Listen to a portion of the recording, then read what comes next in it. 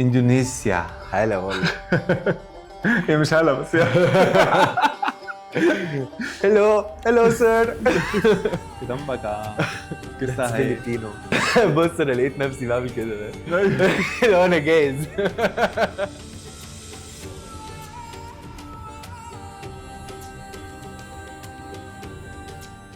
اهلا بيكم في حلقه جديده من بالصدفه في رمضان.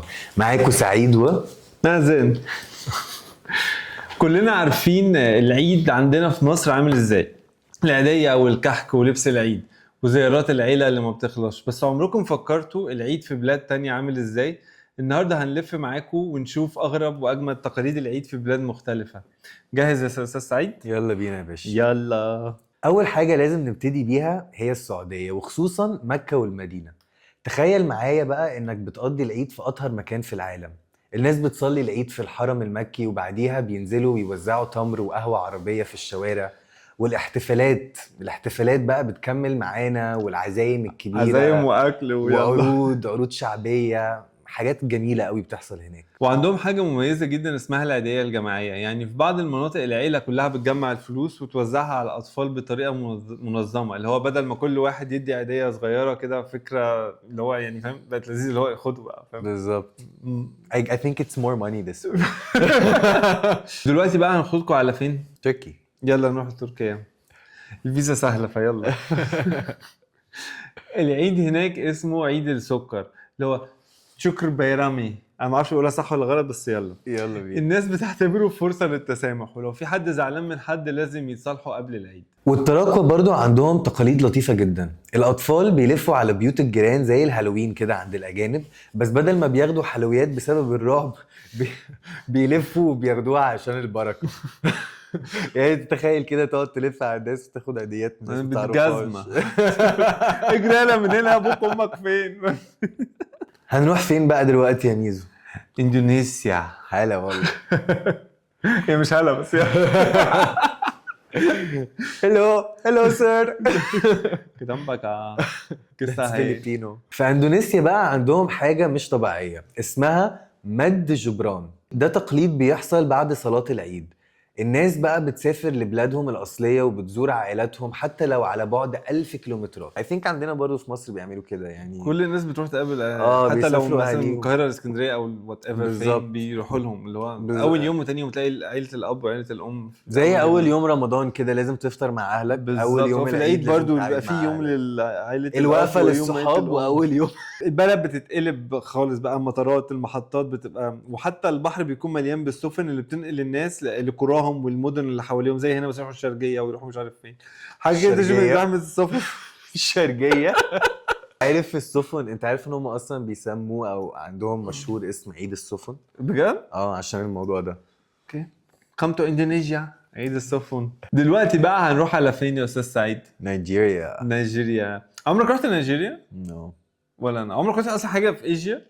Asia, yeah, فين؟ I've been to China, Korea. هونج كونج؟ لا بيجينج. حلوة؟ Yeah. I mean, China. الاكل هناك أحلى. عامل ازاي؟ انا دونت ثينك الاكل وحشة. هيعجبني. لا الاكل كان صعب ثانك يو، جدا. ما دي بوينت. الاكل كان يعني اللي هو انا أنا وبابا مش- كنا عايشين كنا قاعدين في فندق مش صيني يعني انترناشونال اوتيل، فكان في هناك انترناشونال فود. بس من كتر ما احنا قرفانين كنا كمان قرفانين من السورس. ما هو مش جايب اكله من بالظبط. المريخ، هو جايب السورس واللحمه والفراخ برضه جايبها من ما الصين. بحبش الاكل هناك. فكنا انا وبابا عايشين على الفاكهه طب احنا والخضار. كل ايجن فود عندنا هنا تويستد خالص، هو it's هو مش زي هناك Americanized خالص يعني، خالص فاهم؟ خالص. لا هناك انت عارف انت رحت ليه قلت حته. هو امريكانايزد ولا ايجيبشنايزد؟ لا انت ليه قلت usually Americanized؟ Americanized. ليه؟ لانه ده العام يعني في كل البلاد. يعني هم فاهمك. مش عارف اشرحها ازاي بس لا it's not Egyptianized خالص يعني. في نيجيريا العيد مش بس صلاة وعيدية، لا ده مهرجان كبير. كل المدن بتعمل حفلات فيها موسيقى ورقص تقليدي، واهمهم مهرجان دوربار اللي بيشارك فيه الفرسان بلبس تقليدي وبيستعرضوا مهاراتهم قدام الامراء والسلاطين. يعني العيد عندهم كده شبه عرض عسكري ممزوج بحفلة ضخمة. حلوة قوي دي، حاجة جامدة. فيستيفال فيستيفال كارنفال. دلوقتي بقى هناخدكم فين؟ الهند وباكستان. انديا. Let us go to India. يلا. بص انا لقيت نفسي بعمل كده لو انا جاهز. في الهند والباكستان العيد هناك ليه طابع مميز شوية.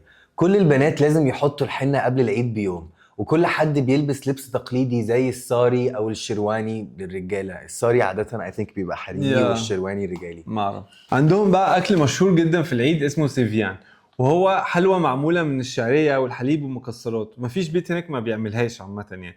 بس البوينت بقى انا ما بحبش الديزرتس بتاعتهم. يعني انا بحب جدا when- الاكل بتاعهم بس مش when I used to work في الجلف تمام، كانوا بيسافروا على طول اجازات ويرجعوا جايبينها. يعني بص، انا كميه النفاق اللي عشته، يعني ان انا هو واحد يعدي عليك هو he's happy، فاهم ازاي؟ هما they are following us بيقعدوا يشوفوها.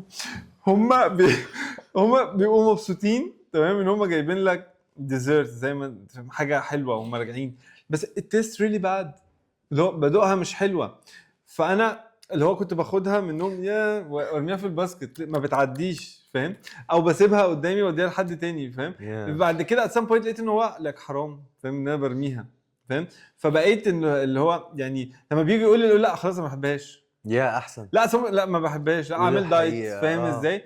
بس خلاص هم كلهم بقوا عارفين ان انا ما بحبهاش يعني. لا بس انا بحب الاكل الهندي جدا. لا مش ده، مش انا الديزرتس فاهم اللي بيجيبوها. ايوه لا الديزرتس الوان وحشه وحاجات كده. ايوه لا فاهم ازاي؟ عندهم مشبك زينا على فكره. ما مش عايز، انا قفلت من كل الديزرتس صراحه. أيوة. مش بحبها، فاهم؟ فوات ايفر السيفيان ده حلو بالنسبه لهم ولا لا، انا جود لك وانجوي ات يعني.